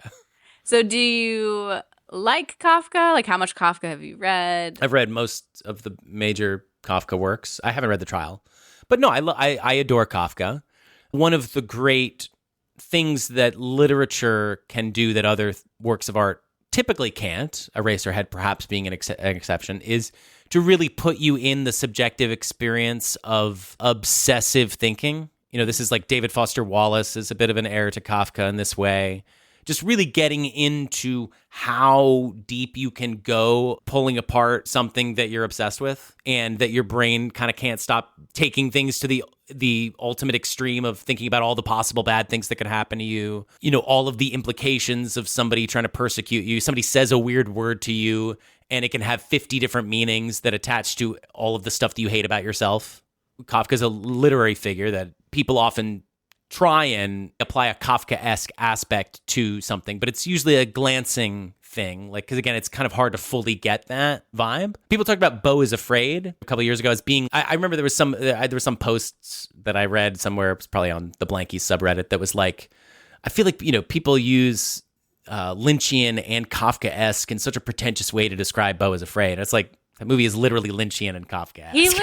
He literally, the end is like at a trial, and I mean, I have read The Trial by Kafka, and it is like that, like where he's there and he doesn't know why he's there, and his mother is judging him. Like, I mean, it's quite Kafkaesque. yeah. So yeah, but that feeling of persecution by the world, I think, is perhaps the signature Kafka addition to the canon. Yes, and this is a movie that is that. Absolutely that, for sure. I also love Kafka.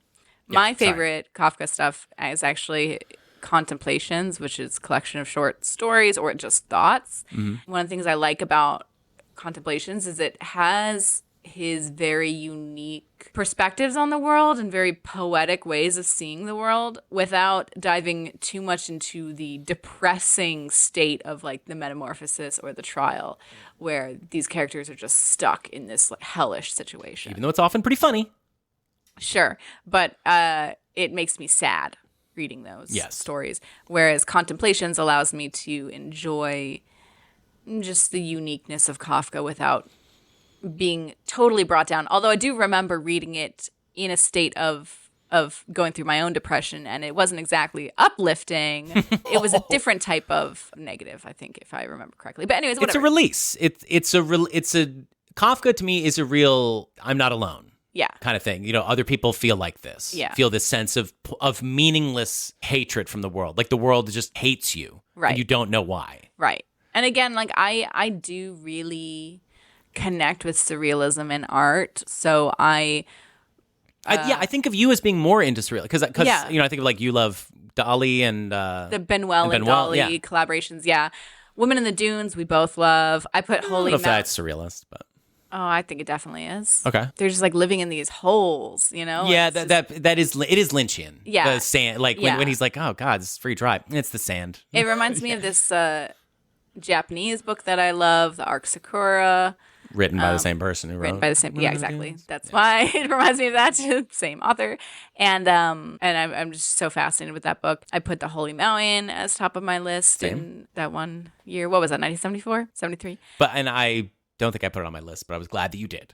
And you love Celine and Julie Go Boating. Sure. I don't love it as much as you do, but I appreciate it. So, I find those types of movies much more interesting to watch than something like Ordinary People, for example. Yes, I thought you were going to say Eraserhead. No. I think it's really fun that we're doing Eraserhead and Ordinary People back to back. It's a crazy whiplash. Yeah.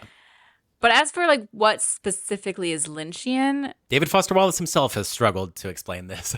It is, like, you're right that it has this, like, suburban gentleness mixed with people suddenly behaving strangely. Like, I'm always a little scared anytime I watch a Lynch thing because he sometimes in, like, for example, Twin Peaks or Mulholland Drive will just have one single scene that pops out of nowhere that is deeply terrifying. Yes. And so I'm on edge the whole time while watching a Lynch thing because I never know what's going to happen. The first time I saw Eraserhead, the scene of the killing the baby was really scary and terrifying.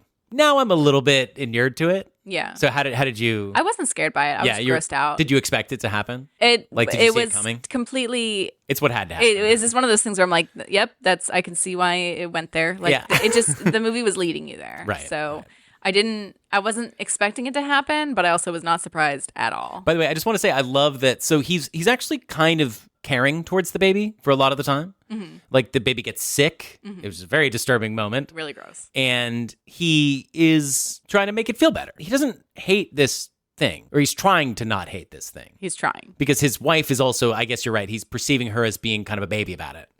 Yeah. She's abdicating her responsibilities, and he feels a sense of this is going to bring him more purpose, I guess. But he only wants to kill the baby once the woman down the hall tries to sleep with him.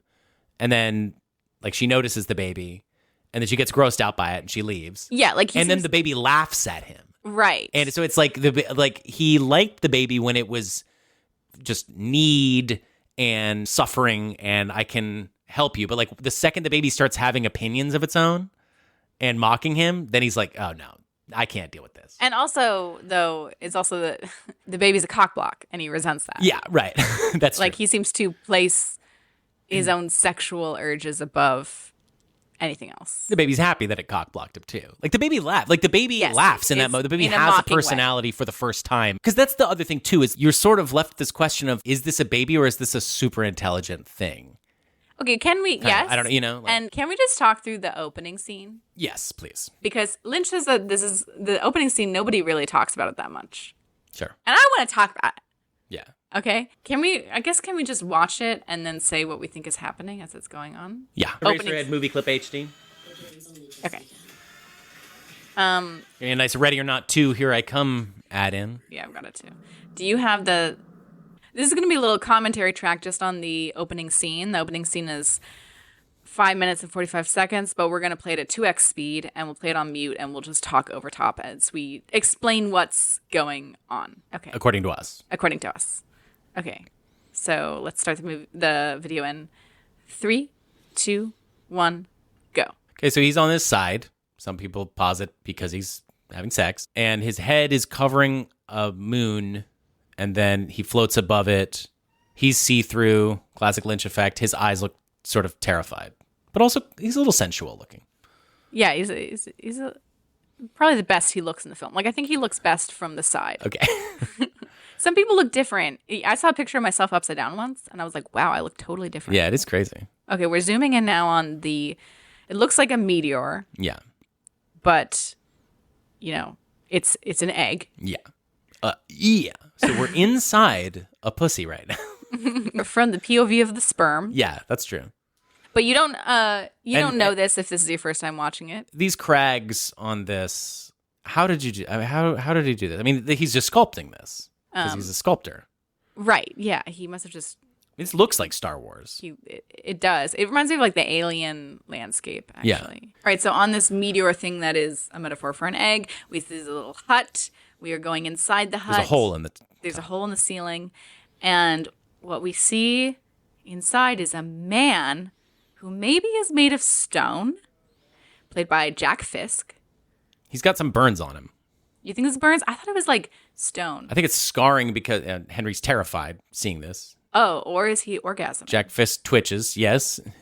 It looks like an esophagus comes out of his mouth. But it also looks like the baby when he kills it. Right. So it's like the sperm. He's ejaculating right now. Yeah. Jack Fisk looks a little disappointed in this. Maybe. And yeah, this Jack Fisk stone meteor man. Oh, pushes a lever, calls the sperm down so that it comes to the egg. Is this God? Is Jack Fisk God? Or his balls. Jack Fisk is Yeah. balls. They just throw the sperm into this puddle of water. And it turns kind of into smoke. And yeah, I like Jack Fisk looking a little disappointed. Now it's just a lot of blackness. Okay. But then there's a hole. Yeah, and that's, I guess, the baby being The birth born. canal, yeah. Right, and the baby being born. Okay, right. This is the thing. And then the baby's born, and then you see Henry. And so, of course, the obvious interpretation is that was how Henry's son was conceived. Sure. But what if that was how Henry was conceived? Yeah. And it's just the whole circle of life thing. Well, I think that's beautiful. Probably not that, though. But what is the deal with Jack Fisk? The man or the character? The character. The man in the meteor egg thing. He has a name, though. Does he? It's the man in the blank. I don't think it's the meteor egg. I think it's... Let's see if we can... Man in the planet. Man in the planet. Not that far from Man in the meteor. You're right, but a little better. Yeah, God, I think, is a possible thing. He certainly is looking down on creation with a kind of weariness, and like, I guess I got to do another one of these. Yeah, he's looking through a broken window, right? So it's almost as if he doesn't have a great vantage point of understanding what's going on. He's just a cog in the machine.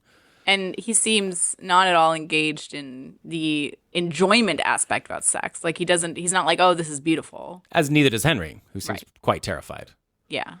I don't think he seems terrified. I feel like he looks a little hypnotized. You're right. Yeah, it's a combination of awe and terror, perhaps. And joy, I guess. I don't know. You think he looks happy? No, I think just locked in. Yeah, he's locked in. This man, his destiny is upon him. I guess the opening, now that you know what it is, right? It's more straightforward. It's a little straightforward in a way, and this is the same thing with Mulholland Drive, which seems very, very confusing the first time you watch it. And then I watched it again, and I was like, oh, I can explain every single second of this movie if you want. The whole concept of thinking that Lynch movies have this mysteriousness to them. And then you realize they're actually more literal than you think. The title is a perfect example of that. As you mentioned in your opening, you think it is evoking so many different things. But then partway through the movie, there's this dream sequence where his head pops off. A little kid takes his head and sells it to guys in a factory who turns his brains into erasers. And it's very cute how industrious the kid is. The kid takes this head to clearly get 50 cents or whatever from the eraser manufacturer. And it's like, you did good, kid. And he like ruffles his hair, and it's very cute. Is this one of the greatest title meaning reveals of all time? Gotta be. Because when for me, I wrote in my notes, oh, Eraserhead, I get it. But then you're like, wait, I still don't get it. His head is turned into something that negates things, right? Like he is going to become a killer of his own child. He's not a creator. His head is... It represents erasing things. Wow. That's kind of my take. Okay. I did not have a deep meaning at all from that. It's like turning you into the antithesis of existence. Sure. It's like you are a thing that gets rid of things. Is his hair supposed to look like an eraser? I think kinda. This is some of the most iconic hair of all time, right? Largely because of the cover, I guess.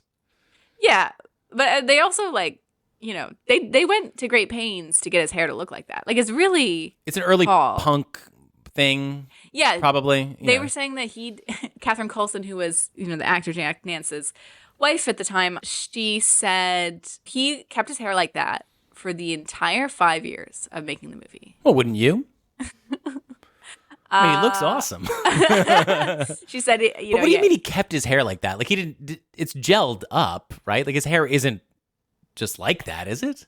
It's gotta be styled that way. From my understanding, it was the correct texture that they didn't have to do that many crazy things to get it to look like that. I mean, they did have to put a lot of work into the hair, but in between filming, his hair looked crazy for 5 years, and she said that he had to wear a lot of hats to deal with it. That'd be funny, that hair after you have hat hair.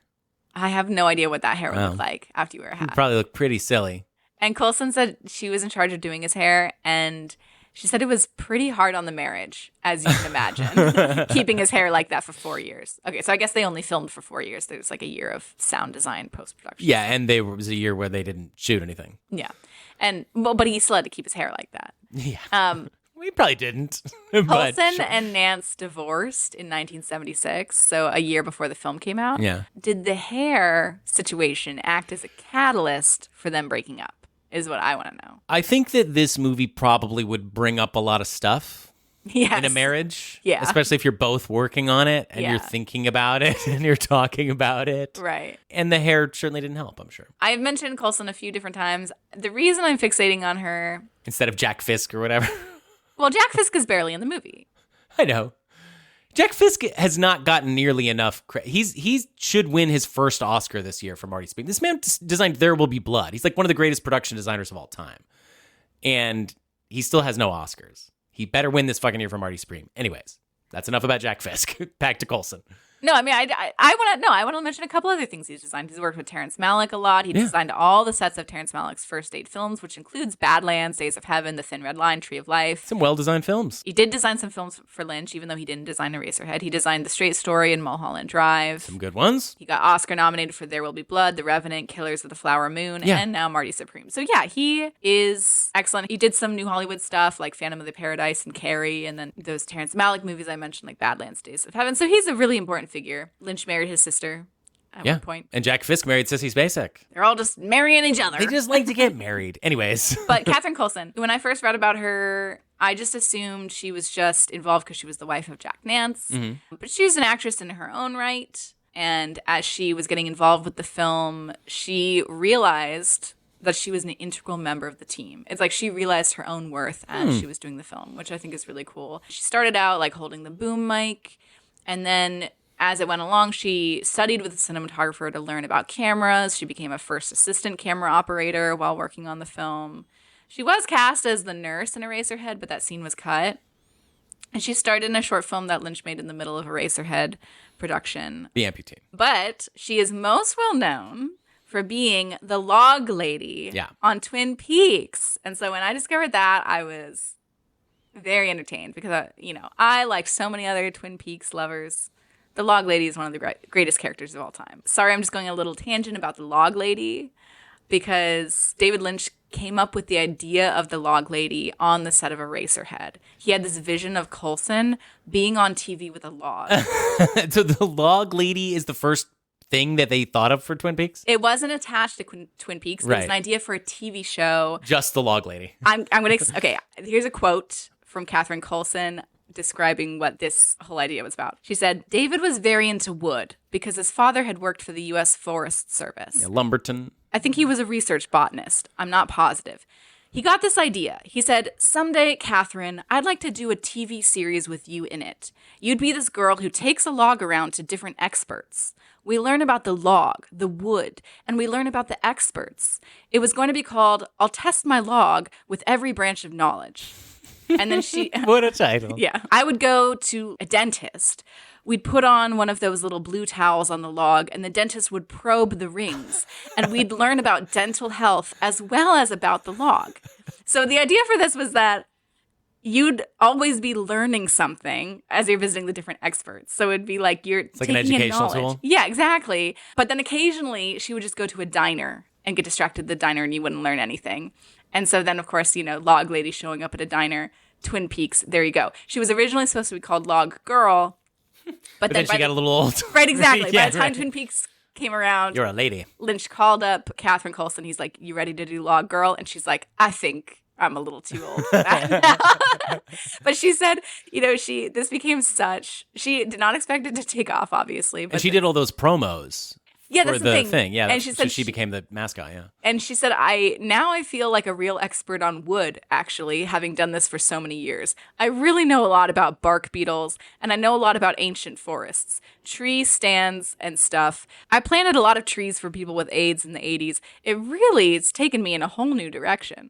And she kept that same exact log throughout the entire experience with Twin Peaks. That's beautiful. And anyways, yeah, I was kind of obsessed with this whole log lady, Catherine Coulson. I didn't know any of that. So there you go. Little tangent about that. Okay, I think there's one last thing we need to cover for this movie. Lynch's terror of electricity. I was going to say sound, but Okay. maybe those two things go hand in hand. That's true, yeah. Because you're always hearing throughout the film the buzzing of the electronics. Yeah. and the radiator. And it is one of the most impressive sound designs of a film ever. I think it's revolutionary in that regard. Like, I don't really know of a movie prior to this that, like, I think Lynch is of the first generation of filmmakers who thought about sound in this way. There's no ambient, weird music, soundscape stuff going on in movies in the 60s or the 50s. There's just nothing like this. Yeah. Like it was so complicated. I mean, like they spent a year on the sound design. Yeah, it was David Lynch and then Alan Splatt. Let's play a clip of kind of that ambient noise. Yeah, let's rank our top 5 favorite noises in Eraserhead. Number 5 favorite sound, gotta be.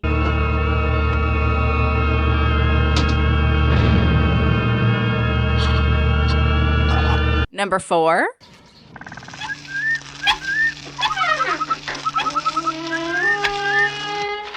Ooh, that was good. Number 3, I mean, you knew it was coming.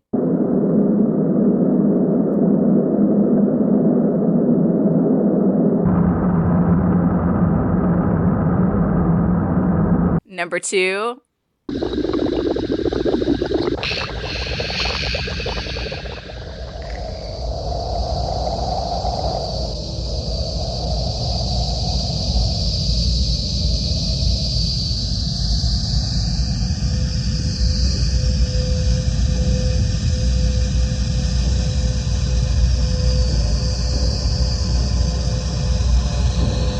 I mean, top tier. But, of course, we would be remiss if we didn't put at number 1...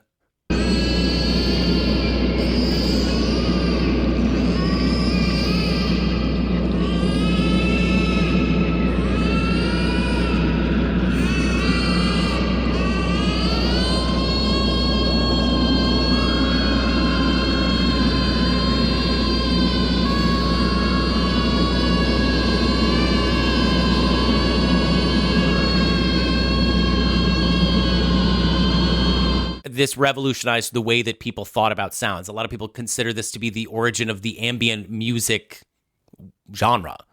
Yeah, which is just so impressive. Yeah. Nathan Lee from The Village Voice called the soundtrack an intergalactic seashell cocked to the ears of an acid-tripping gargantua. And I think that's a lovely way to describe Well put. I think that brings us into New Hollywood because, while it would be a little bit crazy to call this movie a New Hollywood film, it's certainly one of the landmark movies of the 70s, and it is certainly a film that could not be made before this time period. Yeah, it has New Hollywood elements in that it is unconventional and boundary pushing. It has violence, gore, sexuality. Midnight movie. That Midnight movie is part of the story of New Hollywood era, although it's more of the indie underbelly. It's not a studio film, obviously. I would say it feels more like an art house film than a typical New Hollywood film. So it reminds me more of like 60s New Wave or 60s experimental New York City films. I would agree. But it's still such an integral part of the New Hollywood story. Yeah, I mean, Will Lynch is a director that I think you would more closely identify with the 80s, 90s, and 2000s, and even 2010s. 70s would be the decade that you'd be the least likely to think of Lynch as occupying, even though he made one of his seminal masterpieces throughout it. And that's why it's fun that we get to cover a Lynch movie on this podcast. Yeah, it's all film school. Right, like, it's a film school movie. Yeah, which is part of the New Hollywood story. All right, Cold Stone? Yeah, which, by the way, Cold Stone Creamery. Lynch probably loves it. Yeah, like that is the kind of thing that if you showed him that, he would wax rhapsodically about it, probably at some point. If he was still with us and we were able to get him on the show, I'm sure he would be very pleased to offer his like it, love it, or gotta have it. Wait, that reminds me, one of my first exposures to David Lynch as a personality is I dated this guy who showed me a video of Lynch making quinoa. Right. Shout out to Ellie if you ever watched this. Thanks for introducing me to this video. And it's just a video of Lynch. It's cooking quinoa in his kitchen, and he tells a story. He made a lot of this kind of shit. And I love it. Yeah. Like, I just love it. So anyways, keep going. Cold Stone. No, yeah, I mean, Cold Stone Creamery, it's an ice cream store where you say whether you like it, love it, or gotta have it. And what do you think David Lynch would say he thinks about Eraserhead, do you think he would say, "Oh, I gotta have it"? Yeah, I don't want to. You don't want to imagine what the directors of the film. rate their own. I know that he said this was one of his most enjoyable films to make. He Yeah. loved the experience of watching And it. He loved the experience of making it. It's very personal too. Yes, he said it's his most spiritual film. I remember there's also a thing where after the first screening, he was standing outside the theater and he was like, I immediately felt that it was too long. So I cut 20 minutes out of the movie. I'm like, what the fuck is those 20 minutes? Right. But yeah. He did express at one point that he wished he hadn't spent 5 years on it. Probably. Because he wished he could have made even more films. Yeah. Instead of just focusing so much on one for such a long time. But he liked the idea of the fact that it didn't take a lot of money. It was just something that took time and effort. He did it all himself. Yeah. You know. I mean, he had a small crew. No, but yeah, he did the effects himself. Right. He wanted to do that with the Elephant Man. They did a makeup test of the makeup that he made, and it didn't work. And so that was probably a moment for him where he's like, I guess I'm not going to be able to do that anymore. I can't be the guy behind everything. It is sad, but I guess that is a natural progression of artists who gain success from a really indie background. Yeah. But anyways, our ratings. Yes, our Cold Stone ratings, not David Lynch's.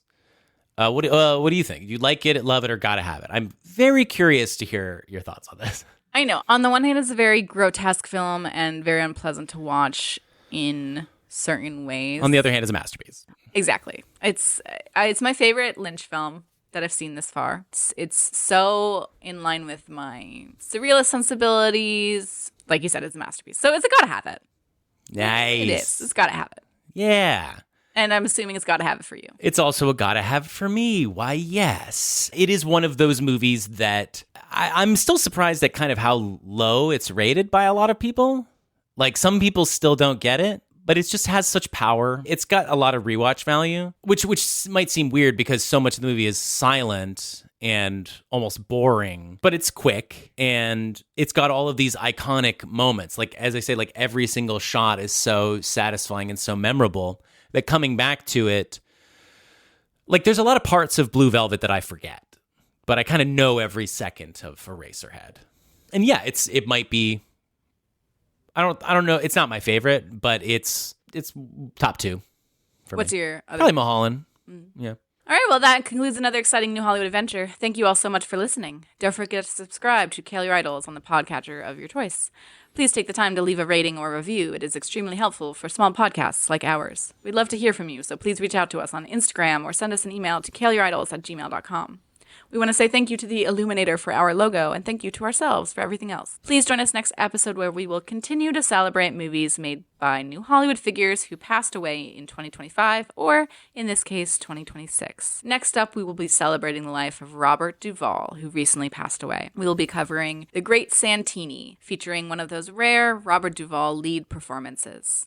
I haven't seen this movie yet, but I don't know. To me, it kind of looks like it's going to be a feel-good family film. Am I correct in thinking that, Sam? I won't spoil it for you, but you're half right. Hey, Peter Fonda, how did we do? We blew it. Marlon Brando